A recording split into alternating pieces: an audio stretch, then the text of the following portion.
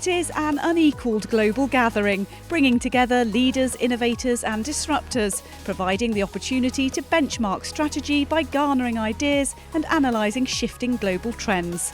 FundForum International once again set out to challenge the industry and address the tricky question of how does asset management remain relevant in the 2020s. There's been a lot of hype, there's been a lot of talk about digital transformation in our industry, but nothing has really changed yet. I think the pressure is building and I think we will meet a tipping point. Sentiments echoed by many with an eye on how to meet customer demand over the next decade. You've got disruptors and innovators coming in, and they're just trying to take the breakfast, if you like, lunch and dinner of the asset managers, because we as an industry appear to be standing around doing the same thing over and over again with the same results on a shrinking population. So, if we don't start looking through a different lens or thinking outside of the box, innovators will come. So we need to encourage their new thinking and incorporate it into ours to make sure we are relevant to all segments of society. I think what might change 10 years down the road is less of a conversation around alpha or outperformance or a kind of active ratio and things like that, but more like what does an asset management solution for a wealth client do to basically meet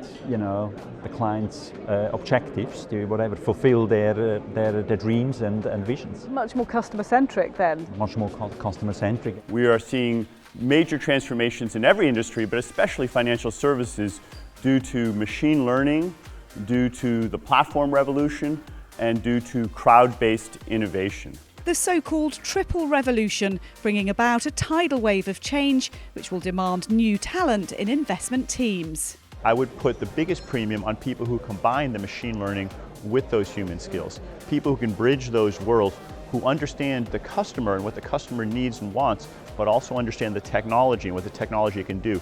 If you can combine those skills, you can write your own ticket. Skills which may prove vital in navigating a tricky geopolitical landscape in the future, and indeed a climate that continues to challenge those managing investments today. Some of them are feeling nervous, and there's a lot of prudence in investor perception of what's going on right now. And the reason behind the prudence is concerns around trade war, what's happening between US and China, how they're going to evolve it and resolve it, and also concern around growth slowdown. In our view, growth is slowing down but still growing, and we're not looking at a recession around the corner, which is why we're still quite pro-risk, thinking that there is more to go in this cycle.